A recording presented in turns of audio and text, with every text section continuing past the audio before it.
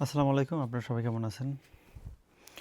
আজকে খুবই টেনশনের একটা বিষয় নিয়ে কথা বলবো। সেটা হলো বর্তমানে দেখা গেছে যে অনেক মানুষের ভিসা 30 দিন 31 দিনের ভিসা দিচ্ছে। অনেকেরই আছে এরকম ঘটনা। লাস্ট কয়েকদিন ধরে শুনলাম প্রায় 10-15টা ঘটনা এরকম। এর কারণ হিসেবে যদি বলি তাহলে এদের সাবজেক্টের সাথে মিল নেই। অনেকেই দেখা গেছে যে সেনমনগাকু করছে, সেনমনগাকু পড়াশোনা করে কোম্পানি ঠিক করে কোম্পানিতে ভিসার জন্য অ্যাপ্লিকেশন করছে। কোম্পানি থেকে ইমিগ্রেশনে ভিসার জন্য অ্যাপ্লিকেশন করছে, কিন্তু ভিসা লাস্ট পর্যন্ত 3 মাস ওয়েট করানোর পরে ভিসা দেয় নাই। কারণ হিসাবে নাইও মিলতেছে না। মানে সেনমনে যে বিষয়ের উপর পড়াশোনা করা হয়েছে এবং যেই সাবজেক্ট যেই বিষয়ের উপরে কাজ করবে, এই দুইটার সাথে মিলতেছে না। কোম্পানির কাজ এবং সেনমনের সাথে মিলতেছে না। এই একটাই সমস্যা বর্তমানে একদম অনেক বেশি দেখা যাচ্ছে। আগে যেইটুকু ছাড় দিত, সেই ছাড়টুকু এখন আর দেয় না।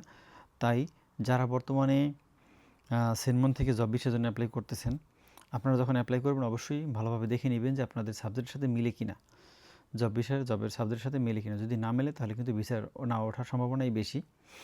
কোনো রকম মিলিয়ে দিলে এখন আর হয় না, 100% মিলতে হয়। 100% না মিললে এখন কিন্তু ভিসা ওঠে না। তো এগুলো নিয়ে একটু সাবধানে আপনারা অবশ্যই চেষ্টা করবেন যে যাতে জবের সাথে নাইও মিলিয়ে তারপরে ভিসা ওঠানো।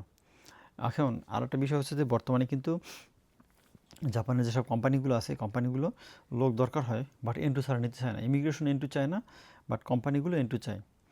এখন এই একটা সুযোগে তো আপনারা যারা আছেন এখন থেকে ভালো করে পড়াশোনা করেন, সেনমন নিয়ে পড়াশোনা করতেছেন, ইউনিভার্সিটিতে পড়াশোনা করতেছেন, সামনে সুযোগও করবেন, অবশ্যই এন্টু সার্টিফিকেটটা যে কোনোভাবে হোক এন্টু সার্টিফিকেট অর্জন করুন। না হলে কিন্তু পরবর্তীতে আরও রকম সমস্যা হতে পারে। আর সেনমন থেকে যারা জব বিষয়ের জন্য অ্যাপ্লাই করবেন, যারা সুযোগ করবেন, তারা অবশ্যই 100% আপনার সাবজেক্টের সাথে মিলিয়ে তারপর অ্যাপ্লাই করবেন। যদি না মেলে তাহলে কিন্তু ভিসা ওঠার সম্ভাবনা খুবই কম বর্তমান সিচুয়েশনে। তো যাই হোক, সবাই সাবধানে থাকবেন, ভালো থাকুন, আল্লাহ হাফেজ।